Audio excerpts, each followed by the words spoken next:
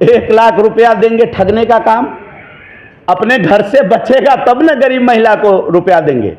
गरीब आदमी का जमीन लिखवा करके नौकरी देना, जो बिलो पॉवर्टी लाइन है उसका छोटा सा जमीन लिखवा कर नौकरी देने वाले लोग गरीब महिला को 1 लाख रुपया देने का झांसा दिखा रहे हैं।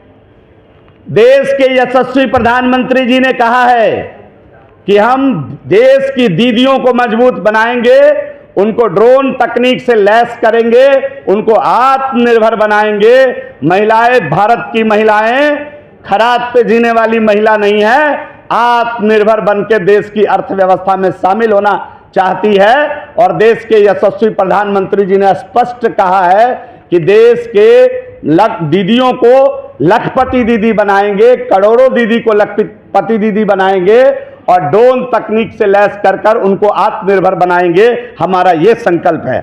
मित्रों, कांग्रेस का घोषणा पत्र आया, आपने देखा होगा कि पूरा मुस्लिम लीग के घोषणा पत्र की एक प्रकार से कॉपी दिख रही थी। हम हाथ जोड़कर अनुरोध कर रहे हैं कि सब कुछ बोलिए, कम से कम देश की आर्मी पर कुछ मत बोलिए, उनको काम करने दीजिए। हम सोते हैं चैन से, वो जब बॉर्डर पर जगते हैं तो हम सोते हैं चैन से। वो -40 डिग्री में बंदूकें लेकर के बॉर्डर पर खड़े होते हैं, तब तेजस्वी यादव जी आप आराम से सोते हैं। बिहार के अंदर देश सोता है, चैन की नींद सोता है। कम से कम आर्मी पर कुछ मत बोलिए। मैं हाथ जोड़ करके ये आपसे आग्रह करना चाहता हूं। मित्रों, विशेष राज्य का दर्जा उन्होंने काम देंगे। जरा अपने बाबूजी से पूछ लेना चाहिए कि केंद्र सरकार में 10 साल थे, किंग मेकर थे, चाबी लेकर घूम रहे थे केंद्र सरकार की।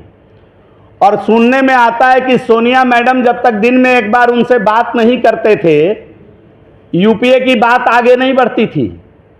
अब तो कांग्रेस पार्टी का भी बिहार में टिकट लालू जी दिला रहे हैं। तो मान्यवर महोदय, 10 वर्षों में सोनिया मैडम के पीठ पर खड़ा होकर यूपीए की सरकार आपने चलाई। आपने क्या बिहार को विशेष राज्य देने का जिक्र किया क्या सदन में? कोई बयान है क्या? आपने कभी प्रेस करके मांग किया क्या? आपने कभी लिख करके मांग किया क्या सोनिया मैडम से कि बिहार को विशेष राज्य का दर्जा दीजिए?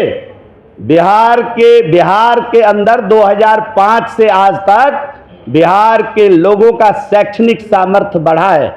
बिहार एजुकेशन का हब था, हब है, हब के रूप में बिहार आगे बढ़ा है।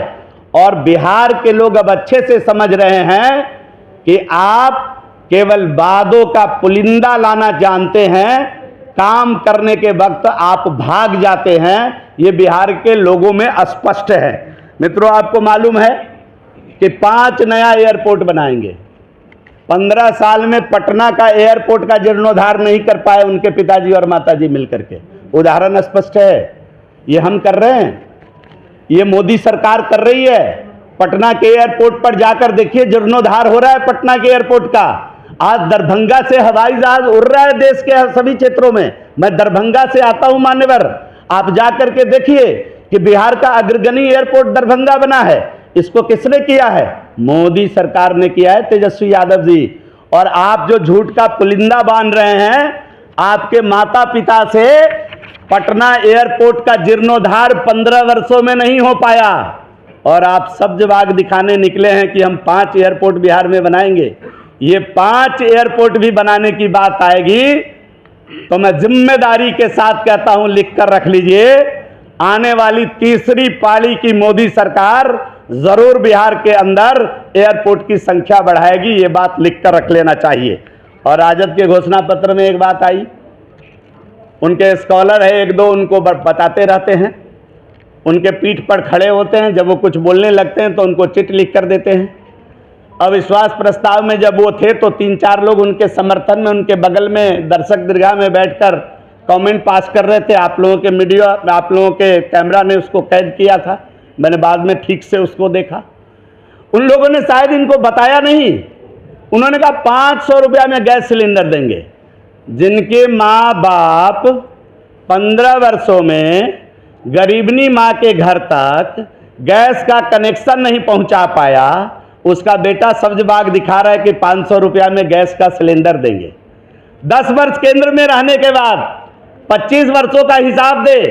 25 वर्षों में गरीबनी मां कुन्नी, गोईठे, लकड़ी और पत्ते पर बिहार और देश के अंदर खाना बनाती रही। जब एक गरीबनी का बेटा इस देश का प्रधानमंत्री बना, जिसका नाम नरेंद्र भाई मोदी है, उसने अंतिम गरीब माता का चिंता किया और उसके घर में गैस का सिलेंडर कैसे पहुंचे इसकी चिंता करते हुए उनके घर तक मुफ्त का गैस सिलेंडर दिया।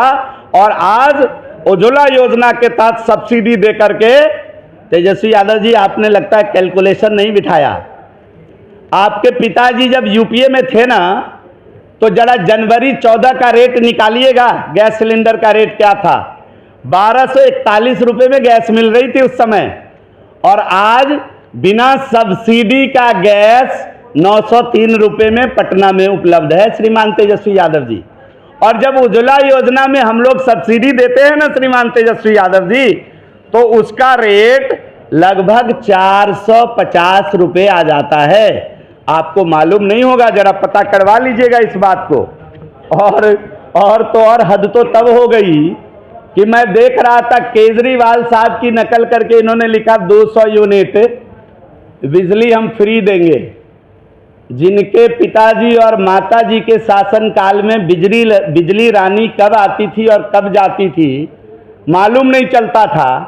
बिजली के तार पर कपड़े सुखाने का काम हो रहा था, वो 200 यूनिट बिजली फ्री देने की बात कर रहे हैं। जब एक गरीब का बेटा, एक चाय बेचने वाले का बेटा, जब एक गरीब का बेटा, एक गरीबनी का बेटा इस देश का प्रधानमंत्री बना, तो उसने इस देश के हर एक गरीब परिवार का चिंता किया कि इस देश के अंतिम व्यक्ति के घर में बिजली का बल्ब कैसे जले, और जले ही नहीं 22 घंटे तक उसको बिजली का बल्ब जलता हुआ मिले और गर्मी में पंखा चलता हुआ मिले। जब इसकी चिंता किया तो आपको याद आई 200 यूनिट